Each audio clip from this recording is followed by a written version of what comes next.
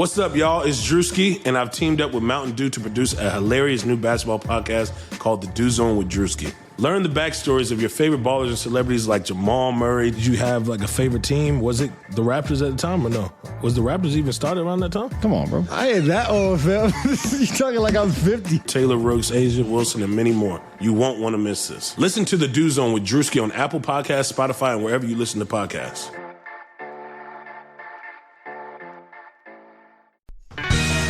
This week on The Timeline, we hear from Suns fans directly in the first Hot Take Hotline segment, plus Jackson Frank on Mikal Bridges.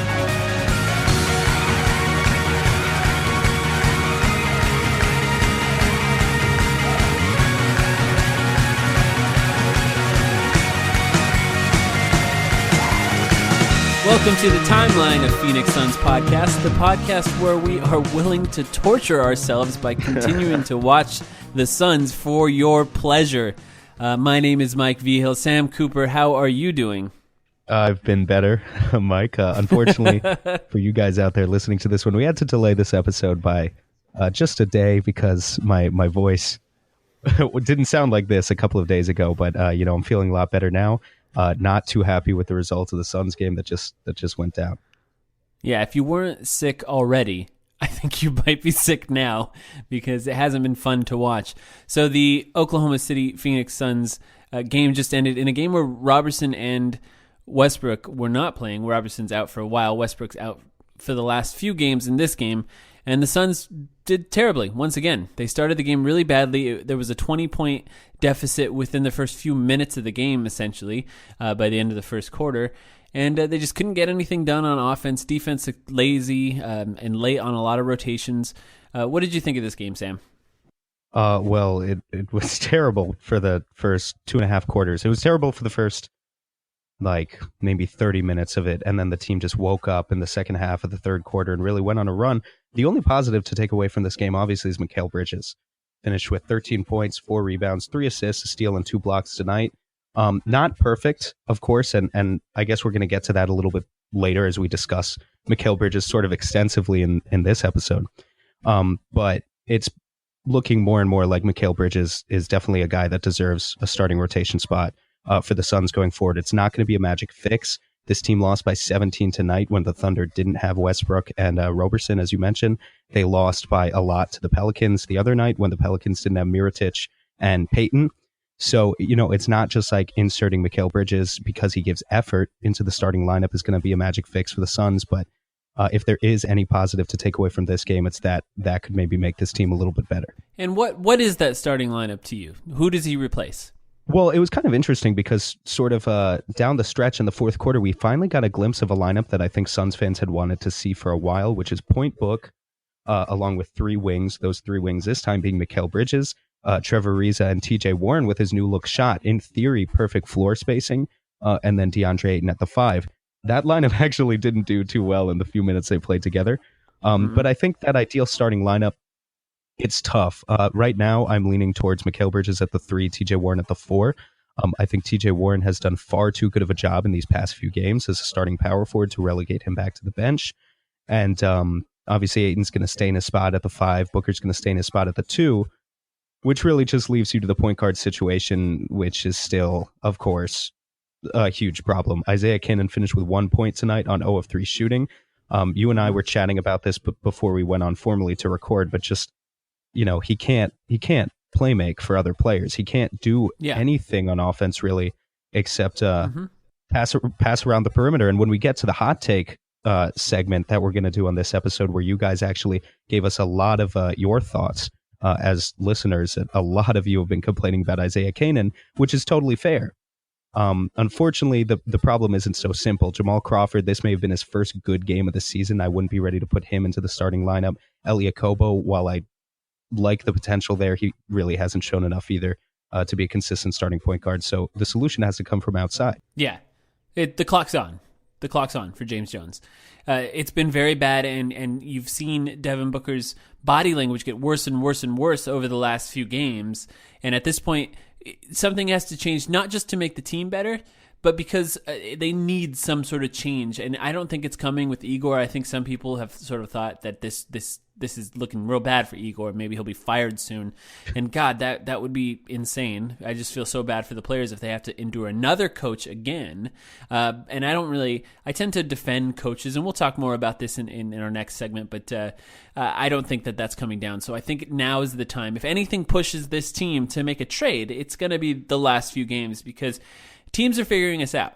So it's more than just not having a point guard at this point, because what's happening now is every team is involving Isaiah Kanan and DeAndre Ayton in a pick and roll in order to score, and it's working.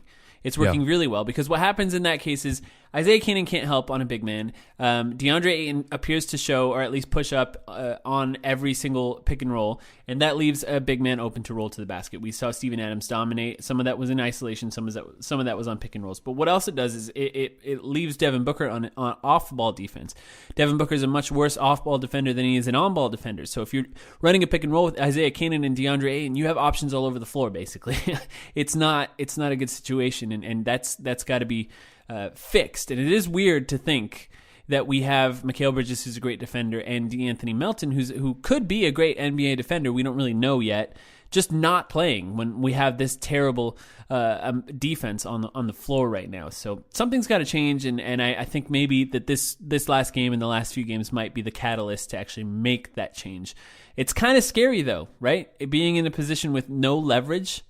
Yeah, it's really scary. And honestly, with this many blowouts in a row, I don't expect any of the deep bench guys on this roster to truly make a difference, but it is maybe a little bit surprising. Troy Daniels kind of played a decent role on the Jay Triano Suns last year. Now, I say that hesitantly because he is not a solution defensively, although he does provide floor spacing.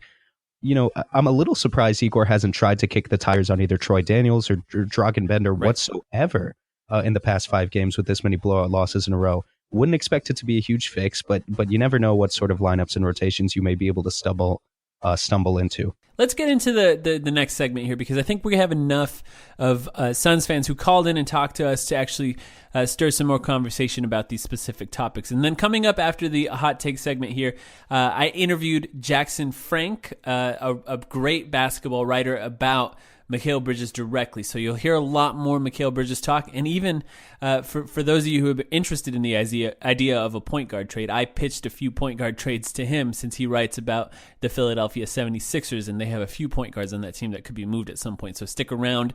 That's going to be coming up. So this segment that we're about to get into, though, this is our hot take hotline. What it is, it's a voicemail that we set up that's open 24/7, 24 hours a day, 7 days a week, that Suns fans or other people, I guess, can call and leave us voicemails about the team. They can be hot takes, they can be thoughts on the roster, they can be insane ramblings and rants, thoughts about Robert Sarver, whatever you want to call us. We'll listen to them, we'll respond to them now. I did edit them a little bit. We did get quite a bit, so I'm sorry if you don't hear yours on the podcast. Just keep calling us. Eventually you'll probably get on. We love it. Thank you everyone who's called us. So let's get right into it. This will be the Hot Take Hotline. Does anyone smell anything smoky? Oh my god! Oh my god! Fire! Oh, fire! Oh my goodness! What's the procedure?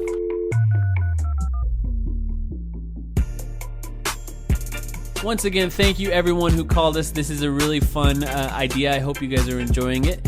We get to hear from you directly. So let's go directly into our first call here. It's halftime against the Celtics, and we are up by 20 and held them to 35. My hot take is that they score under 70 points this game. Hopefully, we can handle that. All right, thanks. Oh, no. That's really what we're going to start with? I wanted to set expectations properly here, because I'm sorry to that guy who called in. These calls came all over the course of the last week.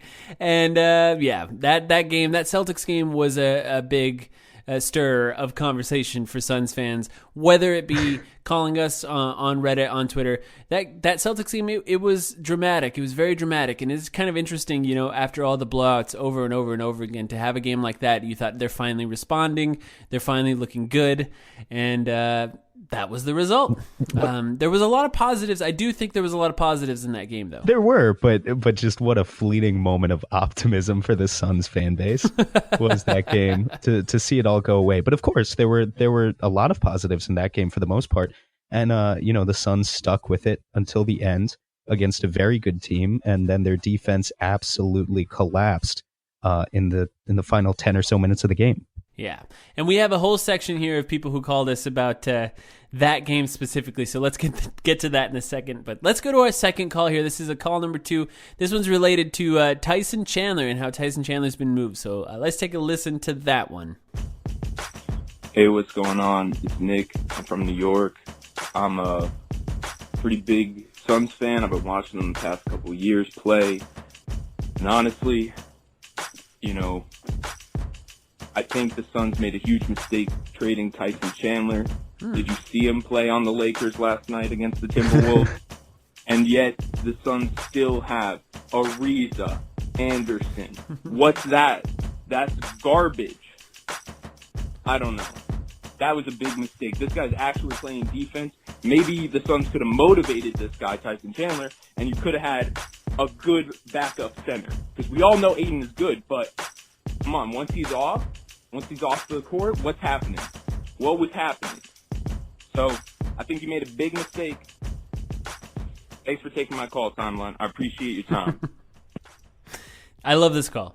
I love this call for a couple of reasons. These calls also, by the way, all came over the course of the last week, so they're all at different timelines. He called after the Timberwolves game. Tyson Chandler just had another defensive stop against the Hawks that resulted in a win here. Goaltend. A couple things. Yeah, a goaltend.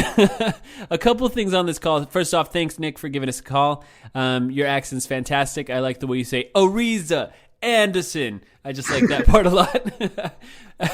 But the other thing I like is the point he brings up of why couldn't the Suns motivate Tyson Chandler? Now, this seems to be a recurring theme with this team.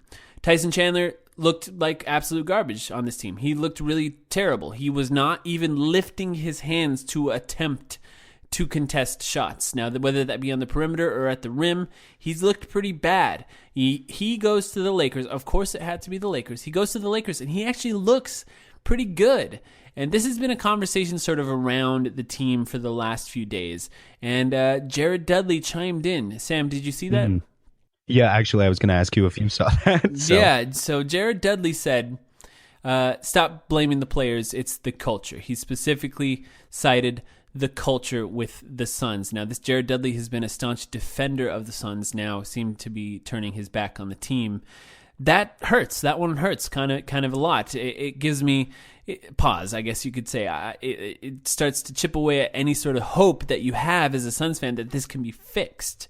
What do you think about this whole situation and Tyson Chandler, Sam?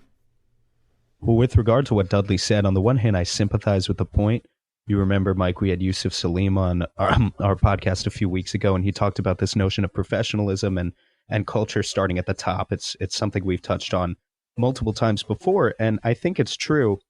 On the other hand, I get this notion that being a player for the Phoenix Suns has to be the easiest job in the world, because all I keep hearing from these veterans is, whether it's Chandler, whether it's Jared Dudley, is that it's okay for these guys to not take their job seriously despite being paid millions of dollars to help reset this culture, and then turn around and blame the system and accept no personal blame for the way that they played while they were in a Phoenix Suns uniform. I mean, what other NBA team can you go and do that? Well, that's the scary part. If these types of situations and tweets, it has me thinking, are we the Kings now? Essentially, now the Kings are actually starting out pretty well this season, and it's like, what are the Suns then at this point? What can the Suns actually be?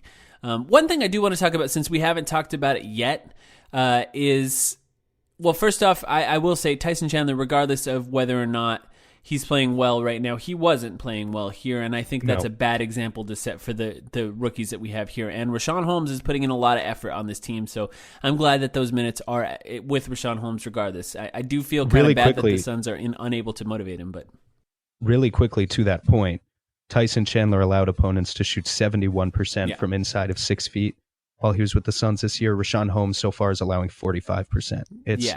in terms of the effort that these guys are putting in on the glass and how they're contesting shots, it's no contest. So Tyson was the second worst in the league in that stat. The third worst, DeAndre Ayton, sadly. But what I want to talk about is there was a report that talked about how LeBron called in a favor to get Tyson Chandler. I just don't believe that. Now, a couple things on that. First off, it was Bleacher Report that reported that, and they cited an anonymous rival GM, which makes no sense. They weren't involved with the conversations. They have no idea what happened. The other thing is we were trying to buy him out ahead of time, and he did not have any teams that would sign him. So he did not, the reports previously, this was before this report about the favor that he called in, the reports previously were that he was waiting for another team to be ready so that when he was bought out, he could immediately play again. So basically what we waited for was a team to be desperate enough to sign Tyson Chandler in order to buy him out. That's all it took. Previously, no team even wanted him. No team needed him, I guess is a better way to say it. And once the Lakers got to the point where they were desperate enough that they needed a player like that, they did. And you know what? Here's what I will say. Tyson Chandler, you got to be more professional. You have to give that same effort here in Phoenix. You are setting a bad example. Making excuses about the team, whether you blame it on the culture or not, you're not going to fix it. Like, players have to be involved in fixing the culture. So take some responsibility as someone who's signed on a team to be a veteran leader, someone who is a champion, someone who's a defensive player of the year. You have young people looking up to you. You should give an effort no matter where you play. I feel for you. I wouldn't want to work for Robert Sarver either, but come on, you have to give some sort of effort. Tyson Chandler, I actually really liked you. I'm disappointed. I'm really disappointed to see you putting an effort like this in. I know it's one of our biggest rivals, so I take it a little personally, but it's just really sad to see that these guys can't take their own personal responsibility in these situations. Right, that's exactly what I was trying to get at before. It's all about personal responsibility. It's really easy to go around and blame the system, but at a certain level, I mean, why did we bring in these veterans in the first place? Tyson Chandler accepted, what was it, $48 million, $50 million, what was the exact total? $54 million from the Phoenix Suns? Something like that. As part of a culture reset. Now, of course, the real reason might have been that the Suns were trying to lure in LaMarcus Aldridge that offseason, but also then it was played off as a culture reset, and that just never happened while he was a member of this team. So, it's not just a case where he can blame the system. Right. And the other thing is, if you really want to leave too, play well, right? That's the best way to raise your value enough that people will want to trade for you. And the hardest part is this transformation in Tyson Chandler's defensive ability. It's effort. It's entirely effort. He's trying harder, and that's literally all it is. And that's kind of sad when you're watching him here in Phoenix and you think he's done, and maybe he's not. Let's move on to the next one. This is our third one here. Let's take a listen. Hey, I just wanted to say, first off, really enjoy the podcast. Thank you. Watching here from Morgantown, West Virginia. Suns right now, after buying out Tyson Chandler, have an open roster spot, and we haven't heard any news about possibly signing anybody. And a name I was thinking about, a guy that you kind of forget about, Patrick McCaw is still a free agent. Josh Jackson having a cold streak. You can't really count on Jamal Crawford. Okobo, inconsistent, and they could use all the help they can get because right now, Warren, Booker, and Ayton are all having to play a lot of minutes. Another guy out there, Brandon Jennings, I'm just thinking, Suns open roster spot, I think they should do something. No point in wasting it. Like I said, enjoy the podcast, keep it up, and I look forward to hearing from you guys. Thank you. Thank you for listening. I appreciate you sending that call. So, Sam, first off, Carmelo Anthony is officially available. No, stop, Mike. Please. I don't want that. I don't think I've disliked a player more than Carmelo Anthony in my basketball watching time as an adult here. So, I don't want that. And anyone suggesting that, I don't know. Maybe I'll have to ban you if you're posting it in Reddit. It's just no Carmelo Anthony there. But we do have a roster spot. So, a couple things I want to talk about. Pat McCaw is actually a restricted free agent. It's a very weird situation that he's going through in Golden State. I don't know what the deal is with him. I know in some cases restricted free agents can't be traded when they've actually signed their qualifying offer, but I don't think that he signed his qualifying offer, so I don't know if there's any situation where he can be moved. It's a weird situation with him. I would definitely imagine that the Suns have called and see to see what's going on there, to see if he's available. The other one is Brandon Jennings. I don't know that he would help at this point. That's basically, to me, that's basically Jamal Crawford. It's the same thing. I don't know how much he would help. But we do have an open roster spot. Well, we do have an open roster spot. Brandon Jennings is somehow worse than Jamal Crawford. Over his last 3 seasons in the league, he's got a 48% true shooting. Those are Josh Jackson numbers. So I would say we don't need another one of those on the team. Any ideas for that roster spot? It's an interesting proposition. I can't think of any open free agents off the top of my head. No. I mean, there's to be none. perfectly honest with you, look, I like Pat McCaw. He's a good defensive player, but he does nothing to fix this dead last in the league offense. Absolutely nothing at all when it comes to that. And if you look at the numbers, he was actually one of only 2 Warriors players on their roster last year to have a negative net rating while they were on the court. I believe it was him and Quinn Cook. And then, they were sort of the only 2 that were kind of maybe in a sense dragging that team down a little bit. I think the open roster spot really comes into play when you're talking about trades and you're talking about the ability to trade 2 for 1. Is something that the Suns might be able to do. Now, in what sort of situation, if the Suns are buyers theoretically at the deadline, would they even be prepared to give away a valuable asset, trading 1 player for 2? I can't really think of a situation in which that would maybe be necessary, unless maybe you're taking on some sort of dead cap, kind of dead salary contract to assist in a trade. Yeah, there's not a lot of options right now as far as free agents go. I'm going to say it, there's none. There just is none. If there were options that could help solve the problem that we have right now, we would have signed them. Those guys are desperate to be on NBA teams, and they would play for the Suns right now if there was any chance of them being any better than Isaiah Canaan. I just don't see that being a solution. I do think you're right, Sam. I think we're going to hold on to that roster spot. Newly signed free agents can be traded as early as December 15th. I think that the likelihood is that we hold on to that roster spot until at least that time. If no deals can be made quickly after that December 15th time, then maybe something else. Now that I think about it, you've got Trevor Ariza's 1-year, $15 million deal. If some contending teams are interested in potentially trading for that come January, you can trade Ariza for some sort of maybe young point guard who doesn't make as much money, as well as some sort of contract to make the salaries work. Going back and forth. So that's a sort of situation where having an open roster spot is very useful. Yeah. It's funny you say that. I threw some Trevor Ariza trades around with Jackson Frank at the end of this episode, so stick around for that. Let's move on to some of the calls we got from that in and around the time of that Celtics overtime killer. Terry Rozier is going to play his fucking ass off tonight. All right, this team needs Terry Rozier, and he's going to prove it right here tonight. That's not it's a short authentic, is it? No way. I don't know. You're the one on the East Coast, Sam. You should be able to recognize these accents. No fucking clue. I stay as far away from Boston as possible. Yeah, you and the rest of us. But Terry Rozier. Let's talk about Terry Rozier. So you have some thoughts on Terry Rozier. Now, he's a potential trade target for the Phoenix Suns. Now, you've been tweeting about it. Tell us what you think, Sam. Look, I mean, what else is there to say other than Terry Rozier is overrated as is any player from the Boston Celtics system. You tweeted out, actually, I'm going to throw it right back at you, Mike. Did you or did you not tweet out that Terry Rozier in starts last year for the Boston Celtics averaged, what was it, 16 points, 3 rebounds, 5 assists, something like that? Yes, maybe, in bad shooting. In bad shooting, maybe somewhere around there. Now, mind you, we're not talking about his playoff performances when obviously he was pretty good, but we're just talking about regular season performances. So I just did a little research, looked at some other young point guards around the league who were averaging similar numbers and who started at least 10 games last season.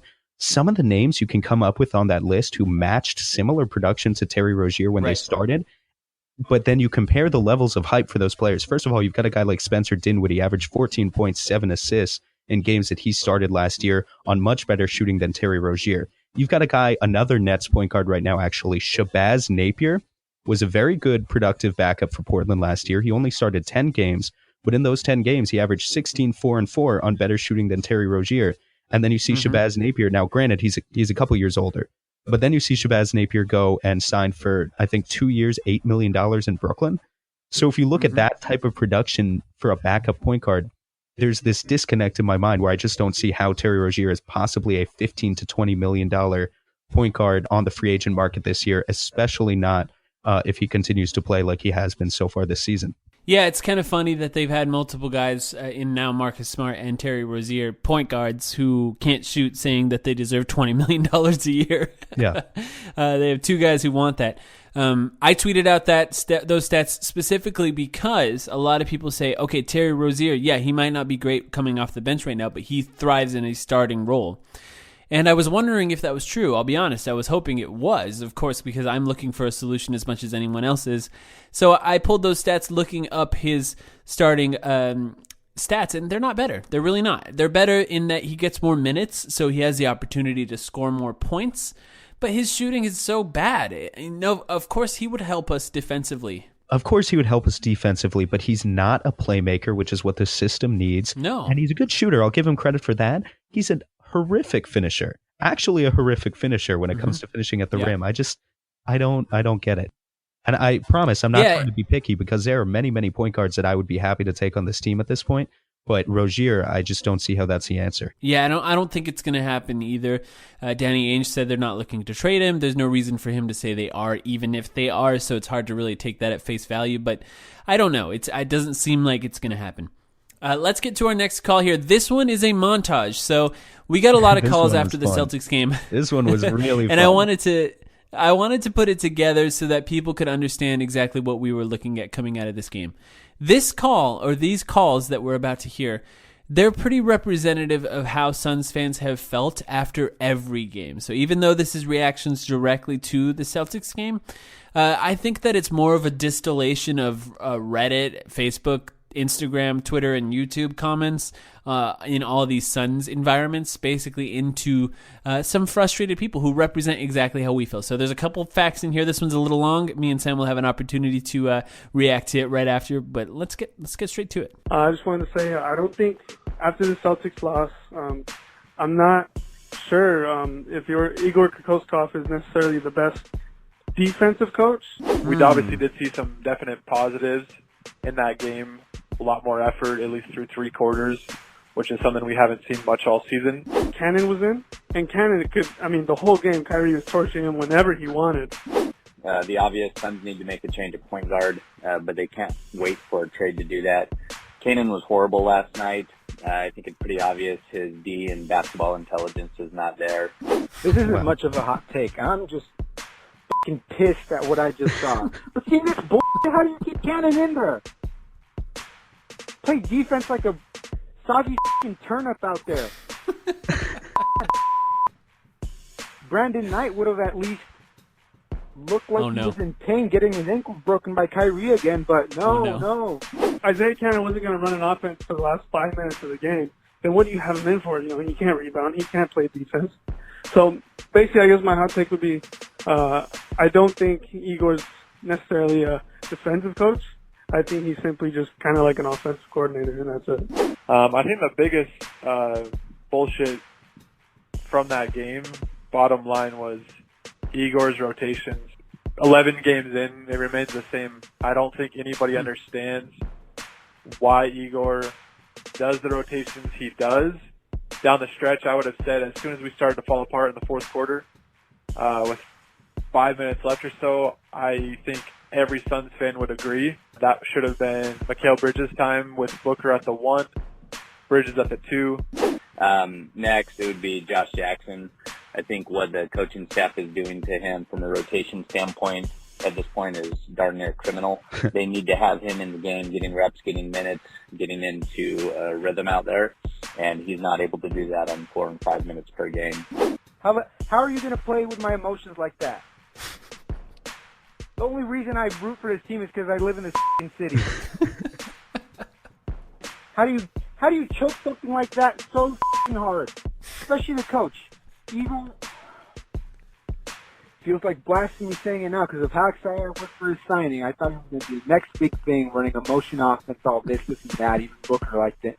That way we at least have Bridges out there for his defense to help shut down Jaylen Brown and Kyrie who were going off. That's not really a hot take for me, just kind of venting. There were lots of positives, but again, Igor has to fix his rotation. Simply put, every game we play until we get a point guard, I have zero expectations. Something has to change at the point guard spot, as we've been beating the dead horse ever since last season. DeAndre Ayton looks like he's playing against glass opponents with the glass basketball out there. I'd love to see him more physical, put the ball on the court, and draw fouls, hammer some guys, knock some guys to the floor. That's fine. Just show that you're 7'1", 260 and not 6'1", 180. Marcus Morris. The Phoenix Suns. I mean, I like the Phoenix Suns, but sorry, organization. Tired of this shit. I'm gonna f***ing die before they win a championship. Wow. Facts. Wow. Fuck Marcus Morris. He's as bipolar as the rest of us. Honestly, I mean, that was a pretty good collective effort, I think, between, you had some hot takes in there, you had some lukewarm takes as well. Some level-headed responses from our listeners, but, I also appreciate the passion. Yeah, because we feel like that. We do feel like that. I think that's representative. I know it's kind of hard to hear sometimes, people just venting and venting, but it's who we are, guys. We're Suns fans. This is what we deal with. Now, I want to go through a couple of things that each of those guys talked about. 3 guys taking heat there. 3 guys together, I think, taking heat. First one's Isaiah Canaan. So, I'm sorry, Isaiah Canaan, because it's not your fault that you're put in a position to fail here, but you are. You're put in a position to fail, and I feel bad. I think he'd be a really good backup point guard at this point, especially with Elie Okobo just looking not ready for this yet. He just hasn't been great yet. The offense really bogs down with Elie Okobo on the floor. No penetration, inability to get the ball inside. If you can't get the ball inside as a guard, that's not a good sign. You're not going to make it in the NBA. And he's young, so he's got time to learn and get better. But right now, he's not showing that ability. So I feel bad, Isaiah Canaan. Yeah, 1, 2. Igor Kokoshkov's taking heat there pretty hard, and the third guy, DeAndre Ayton, taking heat. So. Let's spend the majority of our time here talking about Igor, how we feel about Igor. So we were tweeting after the Celtics game about rotations. Mikal Bridges needs to see more time. I think that's sort of going to be the siren song for Suns fans. We're just going to say Mikal Bridges. He's a solution to all the problems at this point. 100%. It's just not. That's the thing, is he's not. No, now, it's not at all, but we're going to keep hearing it. Yeah, and I get why. He should play a lot. He's a professional player, essentially. I think another thing Yusuf talked about, just get guys who are professional. This guy's professional in that he's a very good basketball player, and he seems to handle himself really well on the court, constantly giving it his all. Just like Rashawn Holmes. You want to see those guys like that get minutes a lot. Now, Igor, though, how do you feel? Let's talk about him. How do you feel about Igor Kokoshkov so far? Now, I tend to defend coaches, so I've been defending him up till now. There were some clear mistakes in the last few games. What do you think? Yeah, I'm going to continue to defer to the answer that he deserves a real point guard in a system before we judge it too heavily or too harshly. But obviously, I'm not thrilled with the rotations overall. I do think he's been adaptive in the past few games. He put TJ in the starting lineup over Anderson. He stopped playing Anderson altogether, which is nice. Mikal Bridges' minutes are slowly going up. Josh Jackson, who's been a disaster, his minutes are slowly going down. So I think if you look at the positions where he actually has a choice, his decision-making for the most part has been pretty good. At point guard, what choice does he have? I mean, we still have to play Isaiah Canaan, unless you really want to commit to point book full time. Isaiah Canaan, Elie Okobo, they're going to get a lot of minutes because there's just no one else on the roster. So I don't really see what we can do about that. Outside of making big mistakes like in the Boston game, I do think Mikal Bridges, to agree with all of the callers who called into us, I do agree Mikal Bridges should have been playing in that final stretch, because if Isaiah Canaan isn't going to initiate the offense, you want Mikal Bridges out there for his defense and just have Devin Booker running the show like he was already doing. But for the most part, I'm still going to defend Igor here. It's too early. What would it take for you to think Igor needs to be fired? So the Suns have lost 10 games. I saw this. This is from Evan Sidery. Shout out to Evan. The Suns have lost 10 games. 8 of those 10 games they've lost by 17 or more points. That's pretty bad. Yeah. They're 6-43 in their last 49 games now. Yes, shout out to Chris Hansen. Shout out to for Chris that tweet. Hansen. Yes. so the Suns didn't see it. you can tell that. But it's pretty bad. It's pretty bad situations here, and it's a kind of maybe the worst start we've ever seen from this team, other than the 3 Earl Watson games last year. I'm not sure what it would take at this point, because it's really difficult. This team should be better than last year, and so far they are not. Their differential is much worse than it's been from last season. So a couple things on that. So I looked at the amount of minutes played by players so far this season, and 55% of the total minutes that Suns players have played this year are players that are new to the team entirely. More than half of the minutes played. So it makes sense that there's no chemistry. So I'm just trying to find reasons that this is all going down. 8 new players on the Suns that are actually playing and getting minutes. It's a lot of new guys on the team. Tyson Chandler's gone. Really, the only 2 guys that have played together more than 1 year are Devin Booker and TJ Warren. Beyond that, there's no chemistry at all. They're like playing with guys year over year. That does matter. That matters a lot, and it makes it really difficult for a coach to find the right rotations and to go against the starting schedule that we've had so far. It's very difficult to judge a rookie coach with a rookie center, 2 other rookies that could potentially get minutes. Your best player is a 4th-year player. Like there's not a lot of experience and chemistry on this team, so it's difficult to judge so far. But I mean, I got to be honest. I would say if I had to rate him just on what I've seen, it's not a good situation here. I think we have time to sort of see how it's going to go from here, but so far, not so good, I would say. Right, of course, you're right. It's not so good. There's no way you can look at what we're looking at and be happy with it. It's objectively awful, but we need to give it more time just because of the statement that it sends to other coaches around the league looking for open positions if the Suns fire their coach again before even giving him 1 full season. It's going to be Rick Pitino. It's going to be Rick Pitino. Yeah. And, part of me is like, maybe that's a good idea because he's just the guy that's worked with so many young guys before. But this team can't stay young together, even if we named our podcast The Timeline. Let's move on to the next one here. Now, I got to warn people about this one. It doesn't make a lot of sense. First thing I want to tell you, it starts with the toilet flushing. It's followed by a guy mentioning a Facebook meme that he saw about 1 billion lions fighting the sun. And then he goes on to have an internal debate about how many gorillas it would take to fight the sun. I thought this was worthy of you guys listening to it as a little bit of a palate cleanser after listening to that last Celtics call. So let's get right into it, Sam. You ready? Oh, yeah. Yeah, I got a hot take. On the side of the sun. Anyway. I just saw this here meme. I just saw this here meme on my Facebook, and it said, who you got in a fight? 1 billion lions with the sun. Now, I got to thinking, what about a lion versus a gorilla in a fight, Who's gonna take that? I got the gorilla. So how many Phoenix Suns gorillas would it take to beat up the sun? The real sun in the sky, not the Phoenix sun. Oh, good. No such thing. Glad he clarified. Yeah. Got a feeling it's about 8 billion gorillas. You need to take down the sun. It's my hot take. I'll have what he's It's just having. a question. It's not even a hot take. What the fuck? All right. Let's say first of all, the sun would destroy an infinite number of Phoenix Suns gorillas. Let's get that right off the bat. Yeah, the sun is just one giant atomic bomb constantly exploding on itself. Nothing can stop it. So I'm no scientist. We've solved that one. We've solved that one. All right, let's do another one here. This one is kind of the state that we're all in right now. Let's get right to it. What's going on? So it's obvious we're not ready.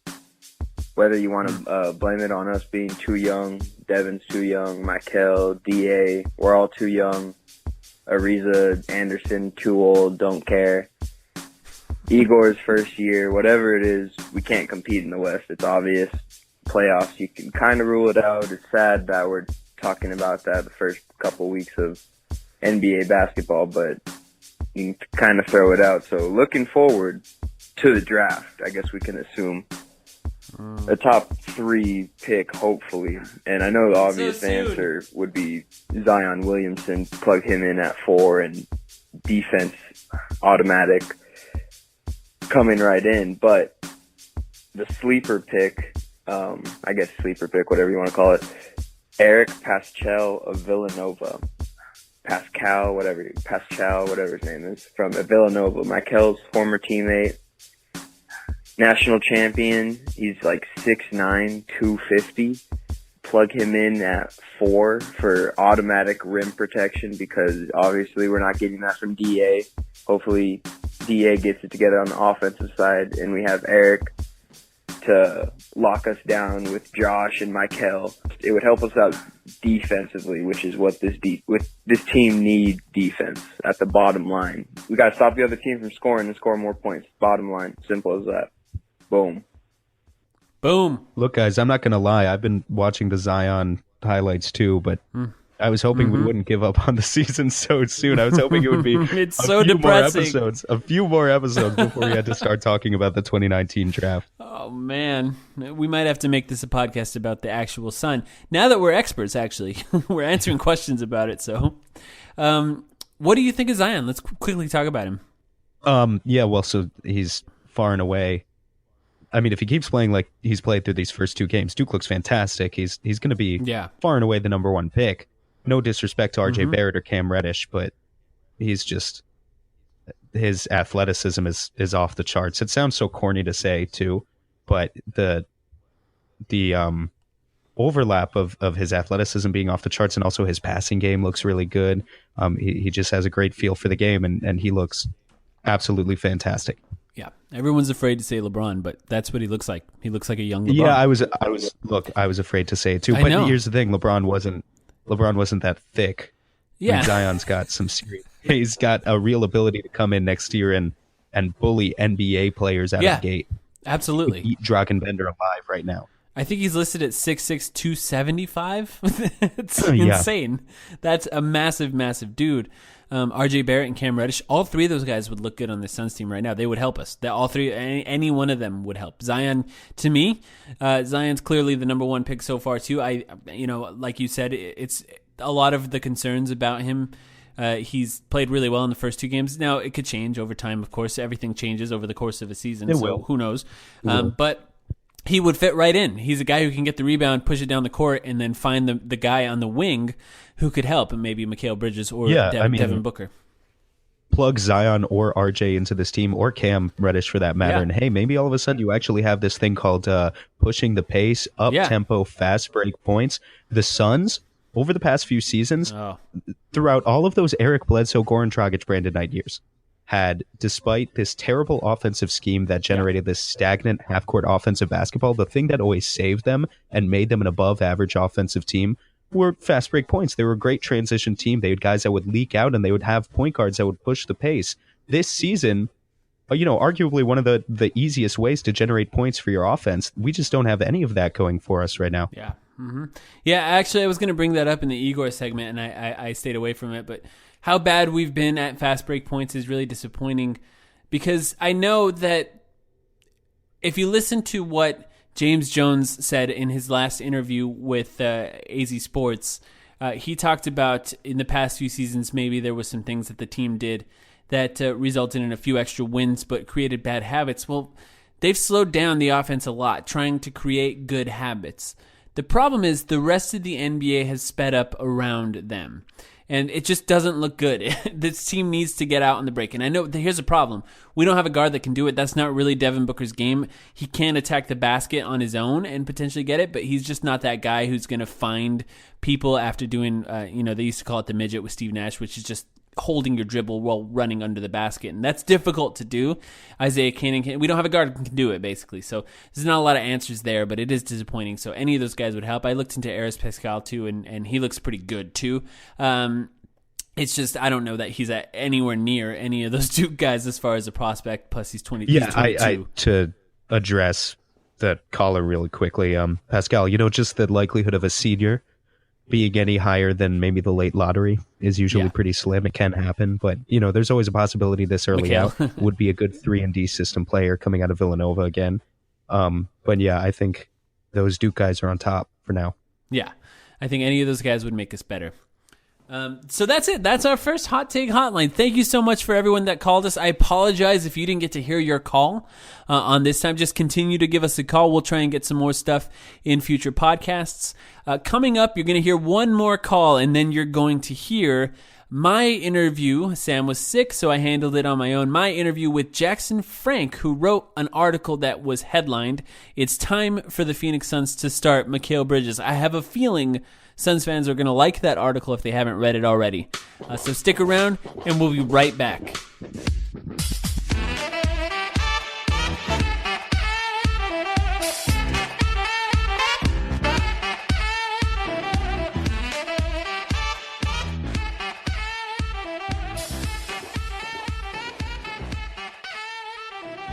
I don't really know how much of a hot take this should really be at this point, but Bridges should be starting. You should have a starting lineup of Kanan, Booker, Bridges, Warren, Ayton. That's all I got.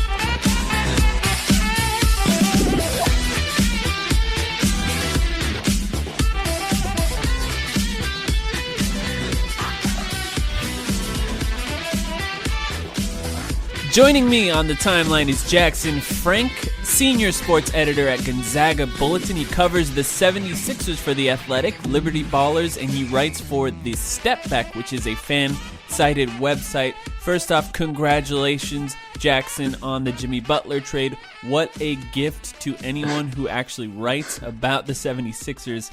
And I want to say, Jackson, thank you so much for joining me here on the timeline. Yeah, thank you. I was reading Mike O'Connor, who writes for The Athletic, did kind of he didn't do a film breakdown, but he kind of broke down exactly how Jimmy Butler fit on the Sixers, and I think he ended it kind of like, either way, it won't be boring, which I think is a good way to put it. It's gonna be a fun ride. I think it's gonna go well, but even if it doesn't, there's gonna be a lot of moving parts and fun things to cover one way or another. I think it's a good trade. I think it's a good trade for the 76ers. And like you said, it's going to be fun. I've noticed already this year the 76ers are on national TV constantly. So having another star on that team is good for me, too, as someone who just likes to watch the NBA on a day-to-day basis. So I'm really excited to see it happen. And the idea of it being it being Jimmy Butler on that team with Joel Embiid, that's a lot of personality for one team. Let's just say that. Yeah, no, for sure. Yeah, they definitely got a hike in national television games this year compared to last. But yeah, it'll be fun. As you said, there's a lot of personality oozing from that team now between Embiid and Butler. So you wrote an article for Fansided with the headline, "It's time for the Phoenix Suns to start Mikal Bridges." It's almost like you distilled everything that Suns Twitter has been tweeting for the last few weeks into a single article. We're so happy for this article. I am a massive Mikal Bridges fan. I'm really excited for him to be on this team. But what was it about Mikal Bridges for you that made you want to write this article about him? Well, I mean, I've been a fan of him for a little while now too. As you kind of alluded to, I go to Gonzaga, and he just absolutely torched Gonzaga when those two teams faced off last December. And from there, I've just kind of always been on his bandwagon a little bit. I think I had him top 10. I tweeted this. I didn't have an official big board anywhere documented, which I'm bummed about. But he was definitely a top 10 guy for me. And I think just the fact that Trevor Reese and Ryan Anderson have been disappointing in terms of what they've brought on both sides of the ball, and the fact that the Suns aren't going to make the playoffs this year. And I get that maybe Trevor Reese and Ryan Anderson were going to be kind of your win now pieces and maybe get towards 30, 35 wins or something. But Bridges has looked really good, and I think you have to explore how good that trio of DeAndre Ayton, Devin Booker, and Mikal Bridges can be together, because pretty limited sample when I wrote that piece, but they had a really, really good net rating. And obviously there's a lot of factors going into that, but yeah, I just think when you trade for a guy who's a top 10 pick, you should probably put him next to your franchise star and your number one pick from that same draft. More than, I think it was like 20 minutes or something through 10 games or something when I wrote that piece. Yeah, and Ariza hasn't been good, and Anderson's been really poor too. So I just think it was worth writing about. Yeah, I think you brought up an interesting point. They need to play more together. That's another frustration that a lot of Suns fans have had. Mikal looks really good. And it's the thing is about Mikal Bridges is the type of player that he is. He fits on every team. Guys that are sort of low usage rate, and this is something that you wrote about, low usage rate players who spread the floor and play defense, that's like the mold for the modern role player in the NBA. It makes a lot of sense. I'm sure that's something that you noticed when you were watching him. Yeah, no, for sure. I mean, I can't say I've watched every Suns game and whatnot, but when I've watched a couple at least really closely, and whenever he's played, he just makes a lot of nice plays, and then you watch clips of whatever he does in terms of the box scoring. Just a really smart defender. Obviously, he's not quite. I think he's a guy he's a little bit like Robert Covington, going back to the Sixers in terms of not elite on the ball, but he's so smart off the ball with his rotations and in the passing lanes that it makes him an elite defender. And it's just rare to see some of the instincts and things he can do as a defender already at this stage as a rookie, 12, 15 games in or whatever it is.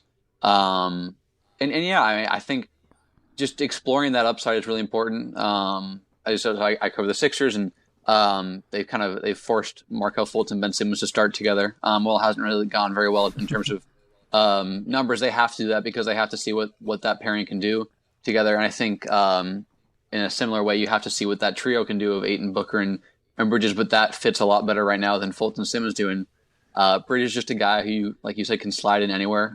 He doesn't need a lot of shots. He doesn't need have to run a lot of pick and rollers or anything like that. You can just spot him up, run him off screens, let him do his thing, and hit 2 or 3 threes a game. But yeah, just a really nice complementary piece for two guys in Booker and Ayton who kind of dominate the ball for the most part. I like what you said about his on-ball defense not being great. Or I mean, it's not that it's terrible. It's just sort of lagging behind his off-ball defense. And I think a lot of that has to do with the fact that he weighs like 100 pounds. He's a really skinny guy. He's got long arms, so he can still contest, but you can move him around a lot easier because of how skinny he is. Yeah, exactly. I mean, I think he's got a 7'1" or 2 wing. I think it's 7'1". I can't remember. 7'1" wingspan. But yeah, he's only Basketball Reference only has him at 210 pounds, and so. While you think maybe he could be a 1 through 4 defender, he's more of a 1 through 3 just because he's a little slighter frame to guard a lot of power forwards. But and he's not super quick on the ball. I think that was kind of his biggest concern for a lot of people is the general lack of elite athleticism in terms of translating to the NBA. But he's kind of proven so far to just be a really, really smart, effective player on both sides of the ball. Yeah, I've been really high on him for a while. I like a lot of things he can do. I think he's pretty solid attacking closeouts too, and guys try and rush him off the line, which I think is a really important trait for players who shoot a lot of 3-pointers and have a lot of their offensive usage composed of just spotting up. And so if teams can rush you off the line, you can't really do anything, then they're going to throw a bunch of sloppy closeouts at you every day of the week. But if you can make a couple plays off the dribble, hit a pull-up jumper every now and then, I think that forces defense to kind of respect you a little more and be disciplined with their closeouts. And that's what I've been impressed with watching Bridges. He hasn't done a ton. He hasn't had the opportunity a ton yet in Phoenix, but I really liked what he did last year at Villanova in terms of creating off the bounce a little bit after closeouts. I'm glad you brought that up because one thing I want to talk about is Mikal Bridges' ceiling. Now, he's a top 10 player, or top 10 pick, I should say, picked early in the draft, really good so far, has shown a lot of ability to shoot threes. He's actually attacked the basket fairly good. But one of the things that has been a criticism of his game is his inability to create his own shot. A lot of people think that if you play that position, in order to be a top player at that position, you need to have a single dribble or a 2-dribble pull-up off of the pump fake or something to actually attack closeouts if they are closing out on him. And that hasn't really, I don't know that he's taken a single mid-range jumper, or maybe 1 or 2 so far this season, just from watching every single game. He just doesn't seem to do it. Does that matter in the modern NBA, in your opinion? Does it matter if he doesn't have the ability to attack that? Or maybe he's been coached not to. We don't really know what's happening behind the scenes, but do you think that really matters? Yeah, I mean, I think definitely having a counter to what when teams try to take away your bread and butter is important. But one thing that I really liked about Bridges pre-draft is he just got so much better from his first to his last year at Villanova in terms of adding a ton of things to his game. And so I was kind of hedging a bet and thinking he's going to do kind of the same in the NBA. And so while it doesn't sound like he's done a ton of that yet, as you pointed out, I think he's eventually going to get there. And I would say it matters to an extent, but I don't think I don't think people drafted or teams were going to draft Mikal Bridges as a franchise centerpiece, and nor should they have. And I think the Suns didn't draft him like that. They have Booker, they have Ayton, and Bridges, and so I think just being able to be that complementary piece is really important. But yeah, I think there's definitely got to be a little bit more development in terms of what he can do once he's pushed off the 3-point line. But like I said, I think he showed that ability every now and then at Villanova, and I would imagine as his playing time increases over the season and his next few years, we'll see more of that. But I don't think it's super important if he never really develops a one-dribble pull-up. Yeah, he might not hit his ceiling, but I just think he's already such a good 3-point shooter and defender that it won't matter that much. He'll still be a really positively impactful player in a big role. Yeah, I think that's true. And I think with a guy like him, when you're already so good at those things that he does right now, when you develop, you can focus on those sort of problem areas of your game. I think that he's got a lot to do. He can actually attack that closeout a little more. Right now, he's trying to get to the rim, and he's making some smart passes. There's been a few turnovers, though, and it's been an interesting experience so far. But I as you wrote in your piece, he's got the highest net rating on the team. Now, one thing I want to talk about, though, Josh Jackson. So you obviously have put Mikal Bridges above Ryan Anderson, which is fair. Ryan Anderson's been just garbage so far. I feel bad for him, really, to be honest. He's our highest paid player, and he's been very bad. And our second highest paid player is Trevor Ariza. So you've also, in your mind, he's already above Trevor Ariza in the depth chart as well. And that obviously squarely puts him ahead of Josh Jackson as well. Josh Jackson was a number 4 pick, Mikal Bridges being a number 10 pick. Josh Jackson obviously has potential. He was picked as a guy with very high potential. A lot of people compared him to guys like Kawhi Leonard coming out of the draft. Now, we all know that does not seem to be the case so far. First off, how dare anyone compare him to Kawhi Leonard when Josh Jackson has T-Rex arms? He just doesn't have arms long enough. You look at Mikal's length on the court, it really makes it obvious how short Josh Jackson's arms are. So it's been odd. But how do you feel as someone who sort of is watching the Suns from an outsider's perspective? A lot of Suns fans have sort of been on this weird up and down with Josh Jackson. Some people are already saying to give up now. I think it's way too premature to give up on Josh Jackson so far. But how do you feel about Josh Jackson's development so far in the NBA? Yeah, no, he's a guy I really liked coming out of Kansas. So I think right now I have to wait. No, I'm not waving the white flag, but I think I have to kind of say that was a miss for me. I think I had him 3rd or 4th or something, right around where he was drafted on my draft rankings. I thought his athleticism and all that, and the passing and all that was going to translate, and it just hasn't. I'd like to point out that I'm on his basketball reference page. His nicknames are lame. They're J-Jack and JJ. I'm sure he has other ones that aren't on here, but very disappointed. A lot of times. Well, I'll tell you one. Let's hear it. So Earl Watson, when Earl Watson was a coach of the Suns, the vaunted Earl Watson, one of the greatest coaches in the history of the NBA, of course, he said that Josh Jackson, he's a motherfucker.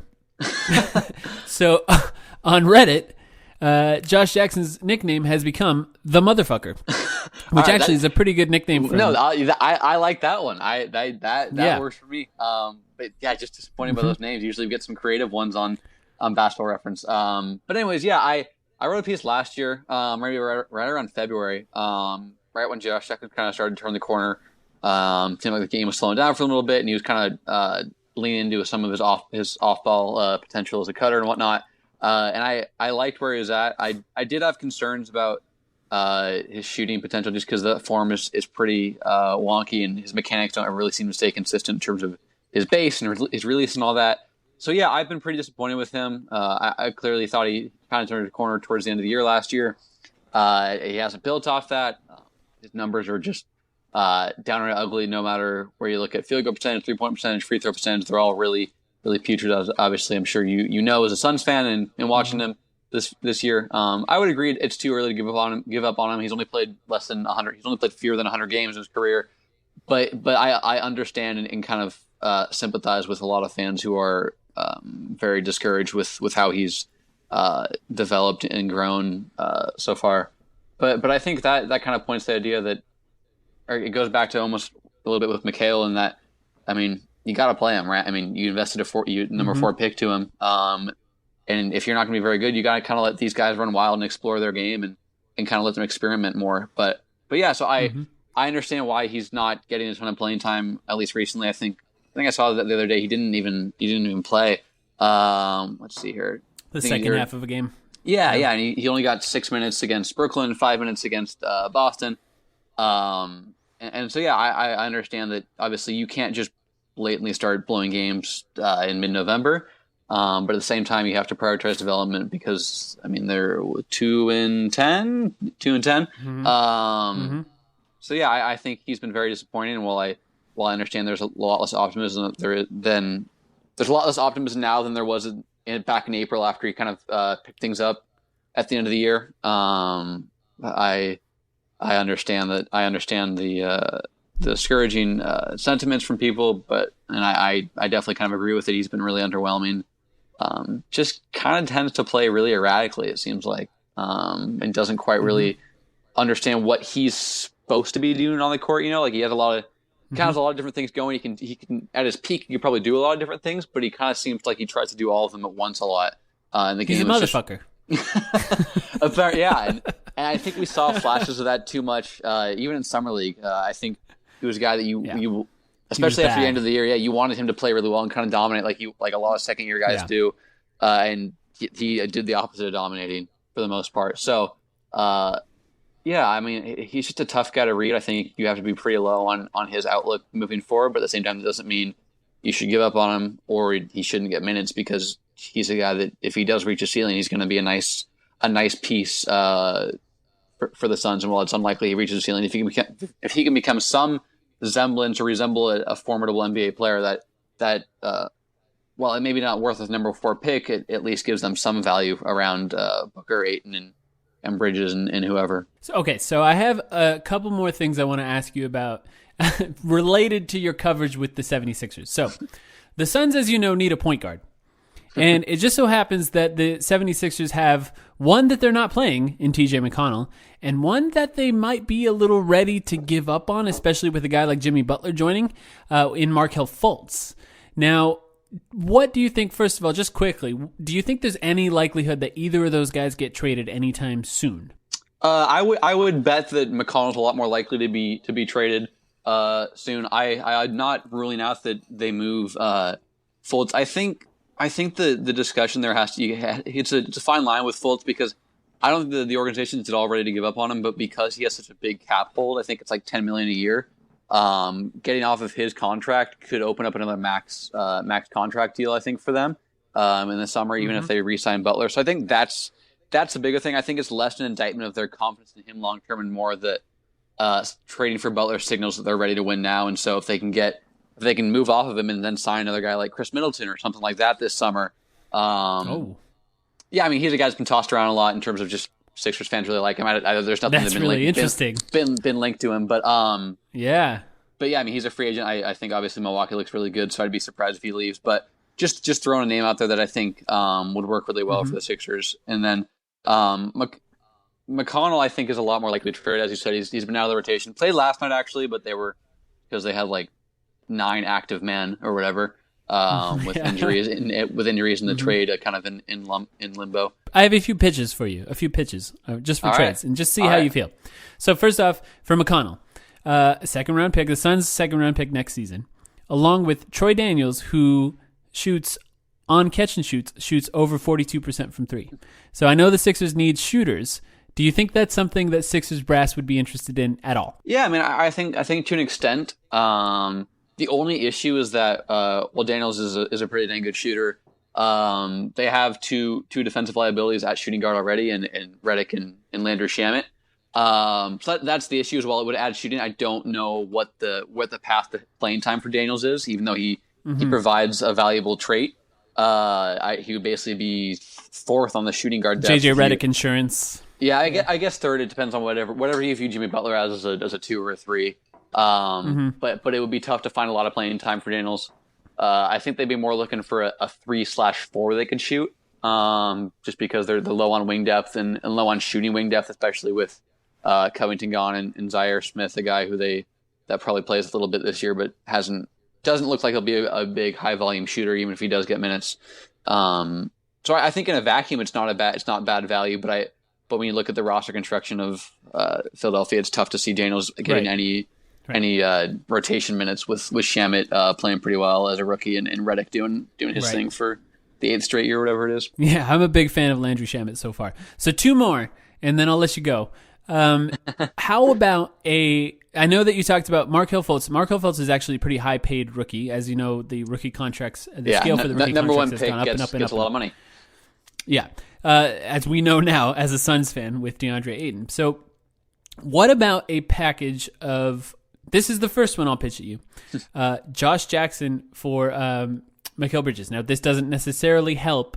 I'm sorry, Josh Jackson for Markelle Fultz. Now, this doesn't really help the cap space situation for next year, but it is an interesting thing in that it provides you a guy that could potentially provide defense. It's more of a wing player, and then you can slide up your point guards, move them up in the rotation lineup a little bit.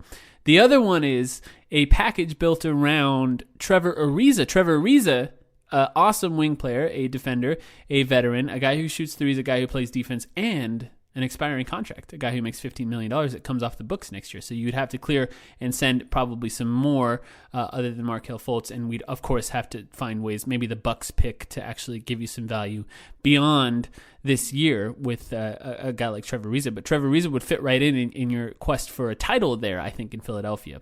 How do you feel about either one of those options? Yeah, I think the former intrigues me a lot more. I think the issue with I think there's some allure with Josh Jackson kind of being maybe a reclamation project as Phoenix hasn't shown to be really the optimal place for development over the years for guys. Mm-hmm. But I think at this point the Sixers are less inclined to value development. And so I think, like I said, I don't think they've necessarily given up on Fultz. I think a lot of the discussion around moving him is just purely from a financial standpoint. And so I don't know exactly what Josh Jackson makes. I know it's obviously less than Fultz because he wasn't the number 1 pick. I'm going to find it here in the next minute or so. But I just don't think there's a lot of there's just not enough upside there to warrant it. I think it makes some sense. But yeah, I mean, Josh Jackson's his contract's 2 years, $11 million, so about $5 million less than Fultz. Yeah. But yeah, it's crazy how big those contracts are. Yeah. I mean, how much they kind of decrease from the first pick all the way to like the 3rd or 4th pick. It's insane. I mean, Fultz's contract is 3 years, $25 million, but he's owed 8.3 this year and 9.7 next year. So yeah, I think it's tough. I just don't think they're really in the market to kind of find more not reclamation, but guys who need a lot of time to develop. That would give them 2 wings who can't really shoot between Zaire Smith and Josh Jackson. Yeah. So I think that would be tough. They're really high on Zaire Smith, obviously, but he's going to have to become a more willing shooter to really have a big role long term. The second I like more, obviously Ariza his numbers are awful. When I've watched it, it just seems like he's not really playing inspired. Is that fair? Does it look like he's lost his temper, or does it more just look like he's really apathetic in terms of It's funny that you use the word fair because I wouldn't call it that, but that is what's happening. Here's the thing. Here's one thing I think about Trevor Ariza, and I talked about this on our last podcast. I think that the Trevor Ariza experience from now on will be a guy who is up and down. I don't think that it's possible for him to be consistent on a day-to-day basis in this point of his career. But when he brings it, he brings it. He's a good defender. He can attack the rim. He can attack closeouts. He can hit threes. He can hit contested threes. And when he really locks in on a guy he wants to defend, he can lock him down. So he brings it when he brings it. If you move for a guy like Trevor Ariza, the idea would be that you'd be moving for him when you're in the playoffs and you need a versatile guy who can defend multiple positions. I agree. I liked Trevor Ariza for a lot of teams this summer. I think he would have been a good fit on the Sixers, and I still think that. And I think you obviously have to take these numbers with a grain of salt. I mean, it's only been 2 games now, but obviously it looks like Tyson Chandler has some role on a playoff team, and the Lakers are there's no point guard. There's no point guard on the Suns. I think that's really hurting the Suns. But yeah, I think Ariza's a nice target. What exactly was the offer going to be? Was it just Fultz for Ariza, or what? what was your hypothetical? I would say duo? we own the Bucks pick next year, which isn't a great pick, yeah. but Markelle Fultz is also a massive question mark, so I wouldn't give up too much for him at this point, and I don't think anyone would, which is what sort of leans to the Sixers keeping him and working on it, because if you can't get high value for a number one pick, then why trade him? Might as well sort of ride it out and see what he can do. Mm-hmm. But if you need that space, because there's a possibility of the 76ers re-signing Jimmy Butler and signing another max contract, I think that's a risk you got to take, but who knows? I think, if it was Ariza in the Bucks pick, which, he's probably going to be either late teens or early 20s. Still a lot of value there. I mean, that's where they got Shamet in the mid-20s, and obviously Shamet has his flaws, and he's only shooting like 38% from the field, but clearly looks to have a rotation spot on a playoff team. So, I think that's something that they could be looking toward if they are trying to free up space for a second max contract. Then I think that's something you would certainly have to consider, and I think it would be a nice piece for the Suns. I still think Fultz can be a pretty dang good player, even if he never really finds his jump shot again. I think he's shown flashes recently too, playing a lot better defense over the last 5 or 6 games, and attacking the rim. Yeah, and he's a pretty good passer too. I think his assist to turnover ratio is pretty dang good. So I think he definitely he'd be the best point guard on the Suns. Which obviously is a pretty low bar, but yeah. But I think that's something that they could explore. I guess the only issue is you just worry that is all of Ariza's struggles because he's playing on a bad team now, whereas he played with the Rockets for the last 3 or 4 years, and they were competitive each year. And if that's not the case, then you're locked into a guy who's not as good a shooter and he's struggling and things like that. I think that type of deal is something they should and probably will be exploring. A shooter and a shooter / defender and a pick or something for Fultz. Obviously, his value isn't super high right now, but I think there's enough upside with him among some NBA teams and owners and GMs and stuff that you can still get a fair amount of value for him and add some more shooting and defense to that. That 4 spot. All right, Jackson, thank you so much for playing the imaginary trade game with me.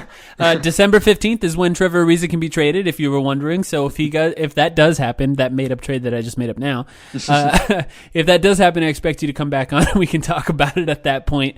Jackson Frank, that's Jackson Frank _ JJF on Twitter. He writes for The Athletic, Liberty Ballers, The Step Back, which is a fan-sided site. Do you have anything else that you would like to plug, Jackson? I will have a piece on Karis LeVert tomorrow and on The Step Back. Karis LeVert's one of my favorite young players. He's been awesome this year, and the Nets kind of quietly been okay. They're going to make the playoffs, I think. I think what I wrote about, and I wrapped it up. I just got to read through it again. But she's kind of focused on how LeVert can maybe kind of take them to the playoffs. They're in the 8th seed right now. Their schedule moving forward is pretty easy, and they already played the Warriors twice. So they've had a pretty hard schedule, and they even have a positive net rating. They got the door thrown off of them yesterday by the Warriors. So I really like LeVert, and I think if the Nets decide not to tank and which they totally could tank because it's the first year they've had their own pick since 2013 or 2014 or whatever it was. That could certainly be the case. But if they want to compete, they definitely have a good chance. Kenny Atkins is a good coach. They have a fair amount of talent, and they're a fun team. So I'll have a piece on LeVert and the Nets. Hopefully out tomorrow. I'm submitting it tonight. So I don't know if my editor, I imagine I'll post it tomorrow, but. In the next few days, I'll have a piece on Karis LeVert. That was my long way of saying that simple phrase. I will keep an eye out for that. I'm a big fan. He absolutely murdered the Suns, so I got to see it firsthand. He's been incredible this season. At first I was like, why would they not give up Karis LeVert for Jimmy Butler? And then I watched him play, and now I understand it. He gets paid a lot less, and he's providing about the same value at this point. So I completely understand it. So thank you so much for joining me, Jackson. Really happy that we had you on. I really appreciate all you've brought to this podcast so far. We'll keep an eye out. Everyone follow him on Twitter. Look for those articles. Definitely read the It's Time for the Phoenix Suns to Start Mikal Bridges article. It's like porn for Suns fans, basically. So everyone take a look at that. Thank you so much, everyone, for listening to this week's episode of The Timeline, a Phoenix Suns podcast. Thank you, everyone who's rated and reviewed us on iTunes and your podcast devices. Get well soon to Sam, and stick around for one little extra call here at the end.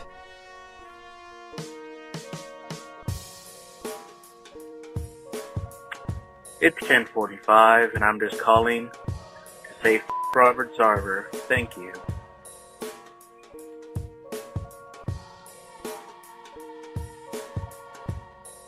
Hey, Tim Tompkins here from the Sun Solar Panel Podcast. So you just got done listening to the Timeline Podcast. Mike and Sam do a great job. I listen to every single episode. And if you're like me, you want even more Suns content. So since you've wrapped up this episode of the Timeline, head on over and subscribe to the Sun Solar Panel Podcast. Chances are we have a new episode that you will enjoy. The Sun Solar Panel Podcast, available on iTunes, Google Play, and basically anywhere you listen to podcasts. Nobody builds 5G like Verizon builds 5G, because we're the engineers who built the most reliable network in America. And the more you do with 5G, the more building it right matters. The more your network matters.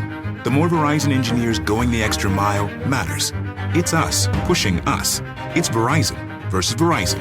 5G built right from America's most reliable network. Most reliable based on rankings from RootMetrics second half 2020 U.S. report of 3 mobile networks. Results may vary. Award is not an endorsement.